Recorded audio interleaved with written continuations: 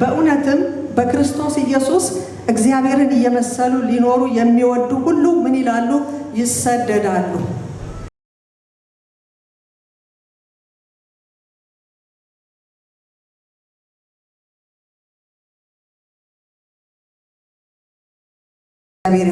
እንደገና ፊልጵስዩስ 1:29 ላይ ምን ይላል?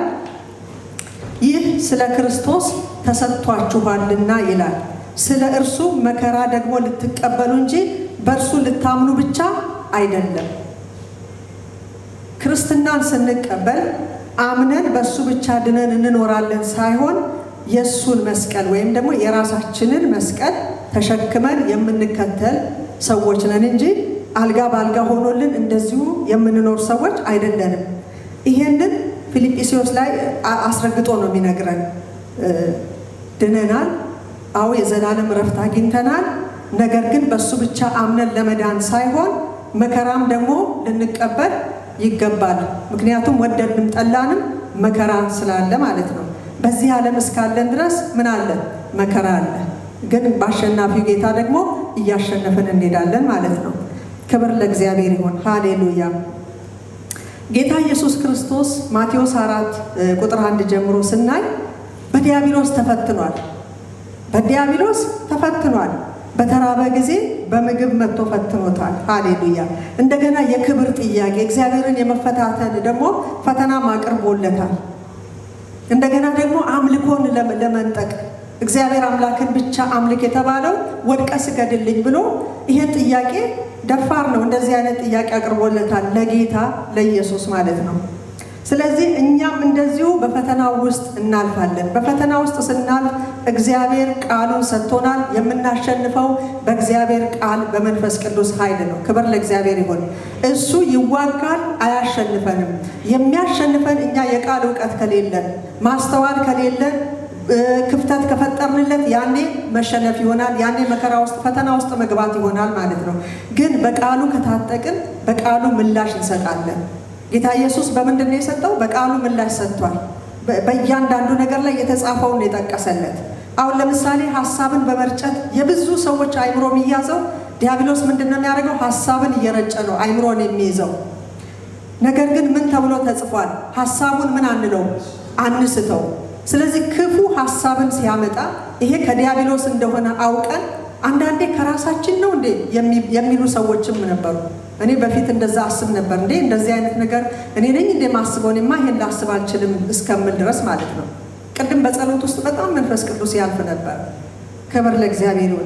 ስለዚህ በቃሉ ስንቃወመው ነው ጸጥ የሚለው። በቃሉ ስንቃወሙ ነው ዲያብሎስን ስራውን የምናፈርሰው ማለት ነው። ከወጥመድ የምናመልጠው የእግዚአብሔር የቃሉ ዕውቀት ሲኖረን ነው። ሌላው ደግሞ ሁለተኛ ጢሞቴዎስ 3:12 ላይ እንዲህ ይላል፣ በእውነትም በክርስቶስ ኢየሱስ እግዚአብሔርን እየመሰሉ ሊኖሩ የሚወዱ ሁሉ ምን ይላሉ? ይሰደዳሉ። እግዚአብሔርን መስሎ የሚኖር ሰው ስደት ከራሱ ቤተሰብም ይሁን ከጓደኛም ይሁን ከጎረቤትም ይሁን ከሩቅም ይሁን ከቅርብም ከየትኛውም ከመንፈሳዊ ዓለም ላይ ይሁን ስጋ ለባሽን ተጠቅሞም ይሁን ስደት አለ። ለምን? በክርስቶስ ኢየሱስ እግዚአብሔርን እየመሰልን ስንኖር ምን እንደሚሰራ ዲያብሎስ ያውቃል። የእግዚአብሔር ክብር መገለጥ ከጀመረ ከጨለማ የሚያመልጥ ከስራት የሚፈታ ብዙ ትውልድ ስላለ ማለት ነው። ስለዚህ ስደት ይነሳል፣ መከራ አለ። ይሄ ሁሉ አሁን የተነጋገርነው መንፈሳዊ ነገራችን ከእግዚአብሔር ጋር የጠነከረ ሲሆን ወይም ደግሞ ክርስቲያን ስንሆን ክርስቶስን መከተል ስንጀምር የሚነሳ መከራና ስደት ችግሮች ናቸው እነዚህ በሙሉ ማለት ነው። ይሄ ሁሉ ምንድን ነው? ፈተና ነው። በዚህ ውስጥ ሁሉ ማለት ፈተና ነው፣ መከራ ነው፣ ችግር ነው። ግን ለቃሉ ታማኝ የሆነው ጌታ መንፈስ ቅዱስን የሰጠን ጌታ ቃሉን የሰጠን ጌታ ታማኝ ስለሆነ እኛ ከአሸናፊዎች ሁሉ እንበልጣለን፣ በዚህ እናሸንፋለን። ክብር ለእግዚአብሔር ይሁን። ነገር ግን ሌሎች ፈተናዎች አሉ። ሌሎች ፈተናዎች ላይ ትኩረት መስጠት የሚገባን የኛ ማንነት አለ። የኛ ማንነት የሥጋ ፍላጎት አለ። ሌሎች ፈተናዎች አሉ። ለምሳሌ ያዕቆብ 1:13 ላይ ምን ይላል? ማንም ሲፈተን እግዚአብሔር ፈተነኝ አይበል። ምክንያቱም እግዚአብሔር በክፉ አይፈትንም። ነገር ግን እያንዳንዱ የሚፈተነው በራሱ ክፉ ምኞት ሲሳብና ሲታለል ነው። በቃ ይሄ የሰው ልጆች ስጋ ለባሾች እስከሆንን ድረስ አዳማዊ ኃጢአትም አለ፣ ያደግንበትም አለ፣ ብዙ ነገር አለ። በራሱ ክፉ ምኞት ሲሳብና ሲታለል ነው ምን ውስጥ የሚገባው? መከራ ውስጥ የሚገባው፣ ፈተና ውስጥ የሚገባው ማለት ነው። ይሄ አሁን ከእግዚአብሔር የመጣ አይደለም። ክርስትናን ተከትለን ወይም ደግሞ በጽድቅ ኖረን የሚመጣ አይደለም። ከክፉ ምኞት የተነሳ የሚመጣ መከራ ነው ማለት ነው። ለምሳሌ ሁለት ሰዎችን ምሳሌ ብንወስድ ዘፍጥረት ላይ ሴቲቱን ምንድን ነው ያደረጋት? አታለላት። ያንን ሌላ ጊዜ ያላየችውን ፍሬ እንድታይና እንድትመኘው አድርጎ ነው።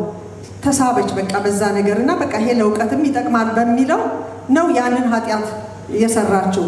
ሌላው ደግሞ ሁላችን የምናውቀው ዳዊት ምንድን ነው አየ፣ ስትታጠብ አየና በቃ በዛ ተሳበ፣ ተታለለ፣ መከራ ውስጥ ነው የገባው።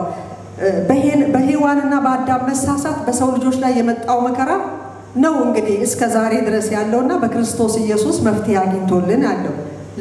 በክርስቶስ ላመነ ሁሉ መዳን ሆኖለታል፣ ማምለጥ ሆኖለታል ማለት ነው። ዳዊት በዘመኑ ያንን ኃጢአት በማድረጉ በቤተሰቡ መካከል በልጆቹ መካከል እንዴት አይነት መመሰቃቀል እንዴት አይነት መከራ እንደደረሰው ሁላችንም ታሪኩን ስናነበው እናውቃለን። ክብር ለእግዚአብሔር ይሁን። ስለዚህ ምን አመጣው? የስጋው ምኞት ነው ያንን ያመጣው። በቃ ተሳበ፣ ተታለለ። ምኞት ከጸነሰች በኋላ ኃጢአትን ትወልዳለች። ኃጢአትም ካደገች በኋላ ሞትን ትወልዳለች። በስጋ ላንሞት እንችላለን፣ መንፈሳዊ ነገር ግን ይሞታል ማለት ነው። ክብር ለእግዚአብሔር ይሁን። እንግዲህ የተወደዳችሁ ወንድሞቼ ሆይ አትታለሉ፣ አትሳቱ። ስለዚህ በራሳችን ክፉ ምኞት ፈተናና መከራ ውስጥ እንዳንገባ ነው የሚመክረን። የገባንም ካለን በፍጥነት እንድንወጣ ወደ እግዚአብሔር እንድንቀርብ ነው የሚመክረን ማለት ነው። እያንዳንዳችን በአስተሳሰባችን አለ። ቅድም በጸሎት ውስጥ በጣም እገረም ነበረ። በቃ ጨርሶታል። እኔ እኮ አሁን ጥቂት ነው የምናገረው እያልኩ ነበርና በአስተሳሰባችን ላይ ራሱ የሚመጣ ነገር አለ፣ ምኞት አለ፣ ክፉ ምኞት አለ። ያንን በጊዜ ካልቆረጥ ነው ያ ነገር እያደገ ምን ይላል? በቃ እናደርገዋለን። አንድ ጊዜ ካደረግን በኋላ መንፈስ ቅዱስ ይወቅሰናል። ሌላም ጊዜ እንደግማለን። አሁን ደጋግሞ መናገርን ይተዋል፣ የእግዚአብሔር መንፈስ ይተዋል። ከዛ በኋላ እንደ ኖርማል እየቆጠርን በዛ መንገድ ስንሄድ ከመንፈሳዊ ነገር እንወጣለን። በቃ እንግዲህ እስካሁን ያየነው በክፉ ሰዎች፣ በሰይጣን፣ በራሳችን ክፉ ምኞት መሳብና መታለል መሳት አለ። ሰዎችም ሊያሳስቱ ይችላሉ። ከሰዎች ጋር ባለን ግንኙነት ለምሳሌ አንድ ክርስቲያን ከዓለማዊ ጋር የጠበቀ ግንኙነት ማድረግ ወንጌል ለመናገር ካልሆነ ለማዳን ካልሆነ መልካሙን ጠባይ ክፉ ጠባይ እኮ ምን ይለዋል? ይውጠዋል፣ ያሸንፈዋል። የእግዚአብሔር ቃል እንደዛ ነው የሚለው። እኔ በጣም ይገርመኛል። ለምንድን ነው መልካሙ ክፉን ማሸነፍ ያልቻለው ብዬ አስባለሁ። ስለዚህ ሌላው ደግሞ አንድ ነገር አለ ከሁሉ ደግሞ የሚበልጥ ማለት ነው። አሁን እስካሁን ያየነው በሰይጣን ተታለን፣ በሰዎች ተታለን፣ በምኞት ተታለን፣ በእንደዚህ አይነት ነገር አይተናል። አሁን ደግሞ ራስን ስለማታለል ነው። ይሄ በጣም ነው የገረመኝ። ራስን ማታለል አሁን ሰበብ አለን። ከዚህ ቀደሙ ሰበብ አለን። ሰይጣን ሀሳብን ያመጣል። አዎ ክፉ ሰዎች አሉ። አዎ በጣም በቃ ብዙ ነገር የስጋችን ምኞት አለ ምናምን። አሁን ግን እያወቅን ራሳችንን ማታለልን ነው የምናየው ማለት ነው። ያዕቆብ 1 ቁጥር 22 ላይ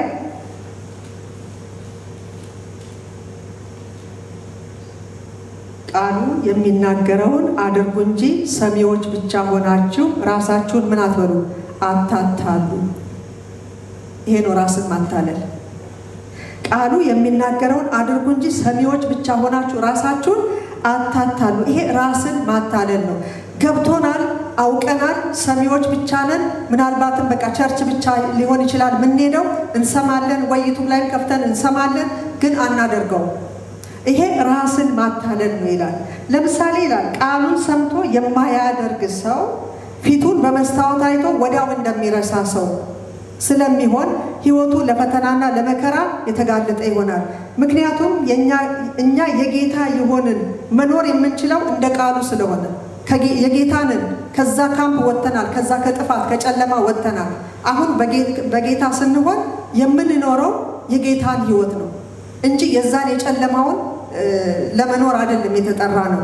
ስለዚህ አሁን ይሄ ነገር በሰይጣን በሰዎች በተለያየ ነገር መሰናክል ገጥሞት መውደቅ ሳይሆን እያወቀ ልባችን እያወቀ ቃሉም እንደሚናገረን እያወቅን እያየን ግን አናደርገውም፣ በቃ እንተዋለን ማለት ነው። ለምሳሌ አሁን በመስታወት ፊቱን የሚያይ ሰው ምን ቆሻሻ እንዳለበት ፊቱን ካየ በኋላ ያያል። ፊቱን እንትን ይላል፣ ይጠራርጋል፣ ምናምን ያስተካክላል። ስለዚህ ሲወጣ ምን ይለዋል? ይረሳዋል። ቅድም አሁን ያየነውን የፊታችንን መልክ አናስታውሰው። ቅድም አይተን መተናል። ባየን ሰዓት መስታወቱ ጋር በቆምን ሰዓት አይተናል። ማንነታችንን፣ አለባበሳችንን፣ ፀጉራችንን አይተናል። ከዛ ከመስታወቱ ከተለየን በኋላ ግን ምን እንደምንመስል ረስተነዋል ማለት ነው። የእግዚአብሔር ቃል ሲመጣ ያለንበትን ያሳየናል። የእግዚአብሔር ቃል ሲነገር ሕይወታችንን ያሳየናል። ቃሉ ሲነገር እኮ ምን ውስጥ እንዳለን እኮ እየተናገረን እናውቃለን። ምክንያቱም ልክ በመስታወት እንደምናየው ቃሉ ሲመጣ ምን ሕይወቴ ምን እንደሆነ ያሳየኛል። በጥፋት ጎዳና ካለሁኝ ቃሉ እየተናገረኝ ነው፣ አሳይቶኛል። ልክ በመስታወት እንደሚታይ አይቼዋለሁ። ግን ልክ በመስታወት አይቶ እንደረሳው ሰው ቃሉን ሰምቼዋለሁ፣ የነበርኩበትን አሳይቶኛል። አንዳንድ ጊዜ እንደው አቤት እንደው ዛሬ እኮ የመጣው ቃል እኮ ለእኔ ነው የተነገረው የምንልበት ብዙ አጋጣሚ አለ። እኔን እኮ ነው ዛሬ የተሰበከው ስብከት፣ በቃ እኔን እኮ ነው የሚነካኝ ያልንበት ብዙ እንትን አለ እና ቃል ሲመጣ እኛም ነው የሚያሳየን መስታወታችን ስለሆነ ማለት ነው። ስለዚህ ይሄንን አይቶ እንደሚረሳው ሰው ከሆንን ትርጉም የለውም። ምክንያቱም እኛ የክርስቶስ ከሆንን የዚህ ዓለም ገዢ እኛን አይቀበለንም። ሊመታንና ሊያሰቃየን ያልተገባ ነገር እያደረገ እያሳየን ወደ ጨለማው ይዞ ለመሄድ ነው የሚታገለን። ስለዚህ ክፍተት ሰጠነው ማለት ነው። ለሱ መንገድ እየከፈትንለት ነው ማለት ነው። ነገር ግን ሰው ደክሞ መውደቅ አለ። አዎ ይወድቃል። ከወደቀበት ግን እግዚአብሔር ያነሳል። በንስሐ ሰው ከተመለሰ እግዚአብሔር በእጥፍ ጉልበት ነው የሚያስነሳው። በጣም የሚገርመው ደግሞ በእጥፍ ጉልበት እግዚአብሔር ያስነሳል። ሃሌሉያ። ሌላው ደግሞ አለ ያዕቆብ 1:26 ላይ አንደበቱን ሳይገታ ልቡን እያሳተ ሃይማኖተኛ ነኝ የሚል ሰው ራሱን ምን ይላል? ያታልላል። ለምን? አንደበቱን አይገታም። ብዙ ነገር ከአንደበቱ ይወጣል። ቅድም በጸሎት ውስጥ በጣም እገረም ነበረ። ያረክሳል ይል ነበር። ከልብ የሚወጣ በቃ በአፍ የሚወጣው ምን ይላል? ያረክሳል። ይሄንን እያደረገ ሃይማኖተኛ ነኝ የሚል ሰው ራሱን ያታልላል ይላል እግዚአብሔር ቃል። ስለዚህ ለፈተናና ለመከራ የተጋለጠ ይሆናል። ሃይማኖቱ ምንድን ነው ይላል ቃሉ? ከንቱ ነው። የእሱ ሃይማኖት ከንቱ ነው። ምክንያቱም አንደበታችን ላይ ያለው ሞትና ሕይወት በአንደበት ላይ ነው ያለው። በአንደበት የምንናገረው ነገር እኛን ብቻ ሳይሆን ለሌላውም ራሱ ሩጫን የሚያቃጥል የቅዱሳንን የሩጫ ፍጥነት የሚገታ ከመንገድ ሊያስቀር የሚታገል ብዙዎችን ከመንገድ ያስቀረ ብዙዎችን ተስፋ ያስቆረጠ በአንደበት ላይ ተቀምጦ የሚሰራ። ስለዚህ አንደበት ሰይጣንም ደግሞ ይሄንን በጣም ይፈልገዋል። ሰዎችን እየቀሰቀሰ በአንደበታቸው እንዲናገሩ በቃ እነሱም እየረከሱ ሌላውንም እያደናቀፉ እንቅፋትን እያረጉ ብዙ ጥፋት ነው ያለው በአንደበት ላይ። ምክንያቱም አንደበት ላይ ሞትና ሕይወት አለ ስለሚል ቃሉ ማለት ነው። ስለዚህ እንዲህ አይነት ነገር ባለቤቱን ብቻ ሳይሆን ሌሎችንም ለመከራ፣ ለሐዘን፣ ለችግር ይዳርጋል። እንግዲህ አሁን በመከራና ፈተና ውስጥ ነን ወይ? ሕይወታችን ምን ይመስላል? የሆነ መከራ አለብን ወይ? ፈተና አለብን ወይ? መውጣት ያቃተን ነገር አለ ወይ? የምንቸገርበት ነገር አለ ወይ ነው? ወይስ ወደፊት ሊገጥመን ይችላል ብሎ ነው መንፈስ ቅዱስ የሚናገረን? ዛሬ ለዛሬ ላለንበት ብቻ ሳይሆን ገና ሊሆን ያለውንም የእግዚአብሔር መንፈስ ይናገራል፣ ያስጠነቅቃል። ሃሌሉያ። የአንዲት እህት ምስክርነት ሁል ጊዜ ከልቤ አይጠፋም። ለምን? አገር ቤት በነበረች ጊዜ ጸሎት ነበር። እንግዲህ ከ20 ምናምን ዓመት በፊት ጸሎት ነበረ። በጸሎቱ ላይ አንዲት የእግዚአብሔር ሴት ታገለግል ነበር እና ስታገለግል ምን አለቻት? ትራስሽ በእንባ ርሶ አያለው ይልሻል እግዚአብሔር። ትራስሽ በለቅሶ በእንባ ሌሊት እየራሰ ነው እና አያለው ይላል እግዚአብሔር ብላ ስትል በወቅቱ ምንም ስለማታለቅስና ምንም ነገር ውስጥ ስለሌለች ይሄ መገለጥ በፍጹም ውሸት ነው ብላ ሰርዘዋለች። እሷ በልቧ የሐሰት መገለጥ ነው ብላ ወደዚህ ምድር ከመጣች በኋላ ከስንት ዓመት በኋላ ሌሊት የምታለቅስበትና ትራሷ በሚርስበት ጊዜ ጌታ ያንን መገለጥ ነው ያመጣላት ወደ ልቧ ማለት ነው። በዛ ጊዜ ነው ንስሐ የገባችው። ለካ የእግዚአብሔር አይኖች እኛ ዛሬ እንደምናየው ሳይሆን እሱ አየው ብሎ የሚለው መጨረሻችን አሁን አልታየም፣ አይቶታል። አሁን የኛ መጨረሻ ምንድን ነው የሚለን? አየው ነው የሚለን። እኛ ግን ያልደረስንበትን ማለት ነው። ስለዚህ እግዚአብሔር ለገባንበት ብቻ ሳይሆን ገና ከፊት ለፊታችን ላለው ሁሉ ነው የሚናገረን ማለት ነው።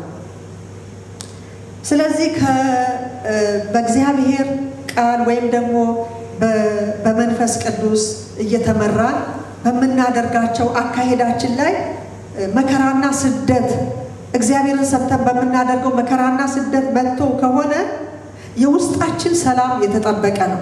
ምክንያቱም በምንም አይነት ነገር ውስጥ ብናል የውስጣችን ሰላም በመንፈስ ቅዱስ የተጠበቀ ነው። ምንም አይነት መከራው መሻገር እንችላለን፣ ማለፍ እንችላለን። የምንናወጠውና በጣም በቃ የምንቆዝመው ጉዳት ላይ የምንወድቀው በራሳችን ያመጣነው መከራ ወይም በጠላት ያመጣነው መከራ መንገድ ከፍተንለት የመጣ መከራ ከሆነ ሕይወታችንን ሰላም የሌለው ነው የሚያደርገው። በክርስቶስ ሆነን የሚመጣው መከራ ግን የውስጣችን ሰላም የተጠበቀ ነው። ክብር ለእግዚአብሔር ይሁን። ለጥቂት ጊዜ መከራን ከተቀበልን በኋላ ይላል ሃሌሉያ ራሱ ፍጹማን ያደርገናል፣ ያጽናናናል፣ ያበረታናል። ሮሜ 8:28 ላይ ምንድን ነው የሚለው? እግዚአብሔርንም ለሚወዱ እንደ ሐሳቡም ለተጠሩ ነገር ሁሉ ለበጎ እንዲደረግ ሁላችንም ይሄንን እናውቃለን። ስለዚህ በዚህ ቃል ምን እንላለን? እንጽናናለን። ምክንያቱም ነገሩ ከፍቶ ቢመጣም ለምን ይቀየራል? ለበጎ ይቀየራል ማለት ነው። ሃሌሉያ።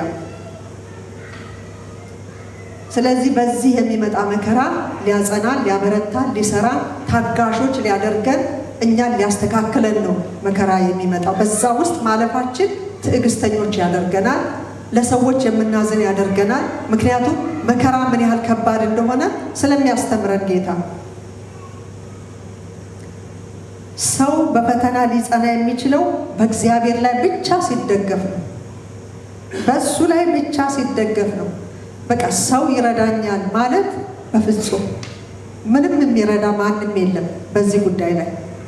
ነገር ግን በእግዚአብሔር ላይ ብቻ ሲደገፍ እግዚአብሔር ይረዳዋል። ሃሌሉያ፣ ክብር ለእግዚአብሔር ይሁን። ኤርምያስ 17 ላይ ያለውን እናነባለን። በእግዚአብሔር ላይ የተደገፈ ሃሌሉያ።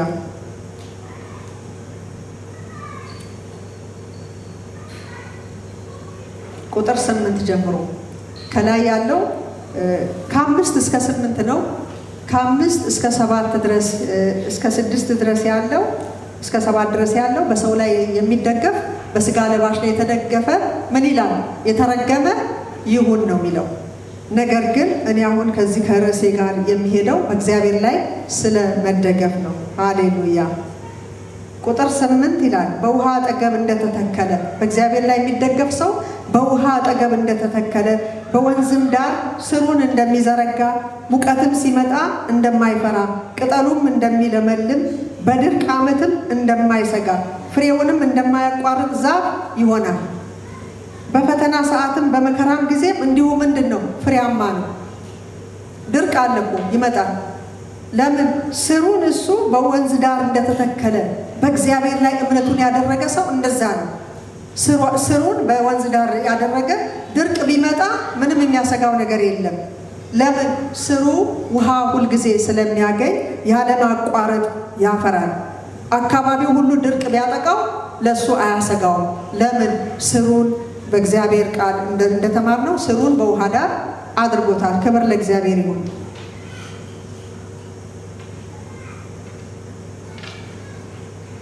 ስለዚህ በእግዚአብሔር ላይ በመታመንና በመደገፍ ከፈተና ከችግር እንወጣለን ማለት ነው። ሃሌሉያ።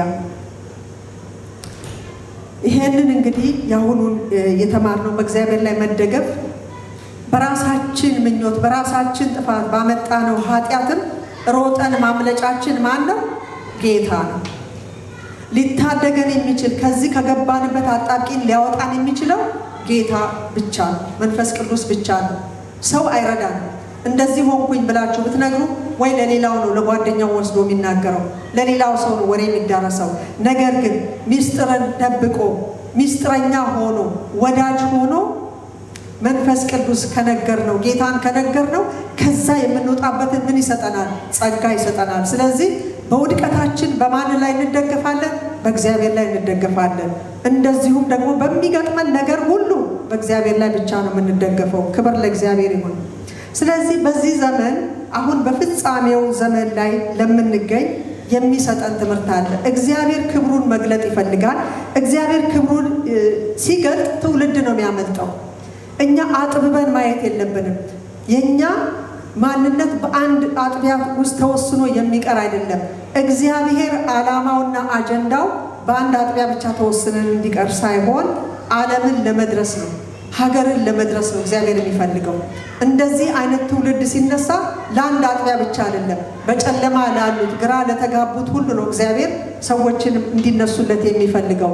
ለዚህ ነው ያለንን ነገር በውስጣችን የተቀመጠውን ነገር እግዚአብሔር የማይከብርበትን ነገር አውጥተን ለመጣል ዛሬ ብንወስን ዛሬ ብናይ ራሳችንን ለሱ ነገር እንድንጨክን ስጋን እንድንል ጌታ ይፈልጋል ማለት ነው።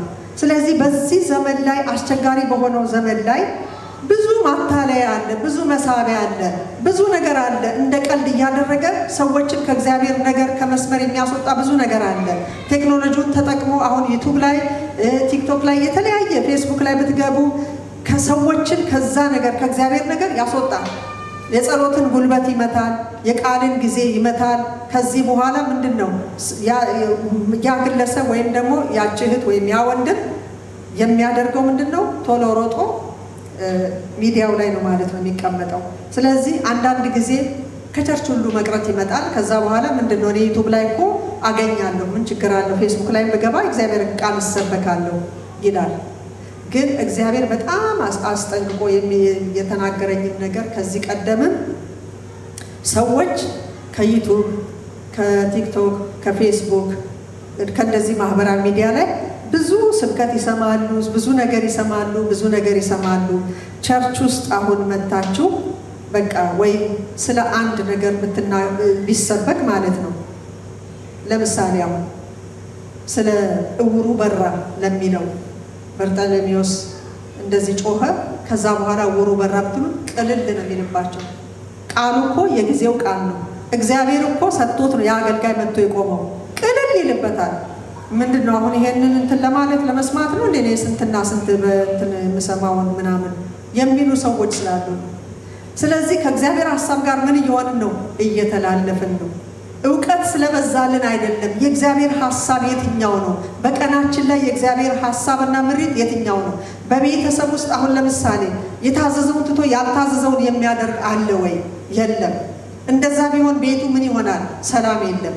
ቤተሰብ በአንድ ጊዜ ሁሉም እኩል ይናገራል ወይ? አይናገርም። መደማመጥ የሚባል ነገር አለ። እግዚአብሔር እንደማመጥ ነው የሚለው።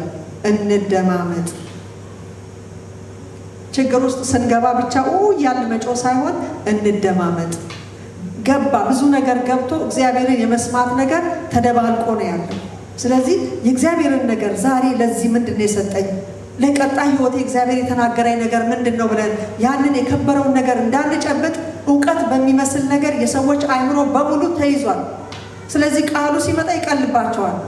እንትና የሚባል ሰባኪ በጣም አሪፍ አድርጎ ሰብኮታል ብሎ ስለሚያስብ የዚህ አሁን ህፃን ልጅ ያመጣው ቃል ትንሽ ልጅ መጥቶ አሁን ያንን የእግዚአብሔርን ቃል ቢናገር ጥቅስ አለኝ ብሎ ቢናገር የእግዚአብሔር ሐሳብ ምናልባት በዛ በህፃን ልጅ ውስጥ ነው የቀኑ ሐሳብ የተለቀቀው።